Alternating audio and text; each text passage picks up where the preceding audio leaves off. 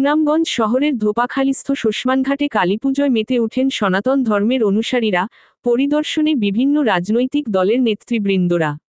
শ্যামা শক্তির আরাধনায় মেতে উঠেছেন সুনামগঞ্জ পৌর শহরের ধোপাখালীস্থ শ্মশান কালী মাতার, শ্মশানঘাট সহ বিভিন্ন মন্দিরে সনাতন ধর্মের অনুসারী হাজারো ভক্তবৃন্দরা।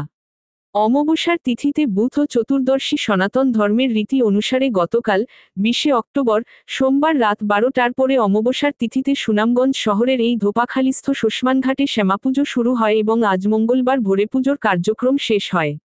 এই সময় সনাতন ধর্মের হাজারো ভক্তরা তাদের পূর্বপুরুষরা মৃত্যুর পর যাদের এই শ্মশানঘাটে সমাহিত অন্ত্যেষ্টিক্রিয়া সম্পন্ন করা হয়েছিল তাদের সকলের স্বজনরা প্রথমে সুগন্ধি আগরবাতি সহ মোমবাতি প্রদীপ প্রজ্বলন করেন এবং পূর্বপুরুষদের পছন্দের বিভিন্ন ধরনের খাবার নিয়ে আসেন এবং তাদের মঙ্গলার্থে সারাদিন উপবাস থেকে কালী মায়ের চরণে পুষ্পাঞ্জলি দিয়ে ভক্তরা মৃত সকল গুণীজনের নৈবৃত্ত শান্তি কামনায় প্রার্থনা করেন।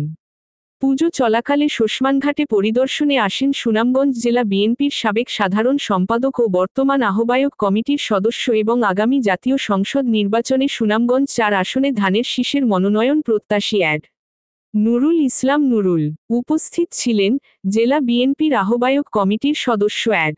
শেরেনুর আলী, জেলা যুবদলের সিনিয়র সহ সভাপতি সোহেল আহমদ। পরে পরিদর্শনে আসেন সুনামগঞ্জ 4 আসনে জামায়াতে ইসলামী বাংলাদেশের দাঁড়িপাল্লার প্রার্থী ও সুনামগঞ্জ জেলা জামায়াতের শাখার নায়েবে আমির অ্যাড.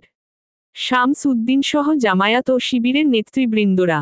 এছাড়া পরিদর্শনে আসেন সুনামগঞ্জের অতিরিক্ত পুলিশ সুপার তাপস রঞ্জন ঘোষ ও আগামী পৌরসভা নির্বাচনে সম্ভাব্য মেয়র প্রার্থী হাসন রাজার উত্তরসূরি সালাদিন রাজা চৌধুরী সহ অনেকেই। তারা এই সময় ধোপাখালীস্থ শ্মশানঘাট পরিচালনা কমিটির সহ সভাপতি ব্রজলাল বণিক, সাধারণ সম্পাদক অরুণ চন্দ্র দে, কোষাধ্যক্ষ সুমন কুমার সাহাসহ হিন্দু সম্প্রদায়ের নেতৃবৃন্দের সাথে কৌশল বিনিময় করেন এবং সার্বিক নিরাপত্তার খোঁজখবর নেন। কুলেন্দু শেখর দাস, সুনামগঞ্জ প্রতিনিধি।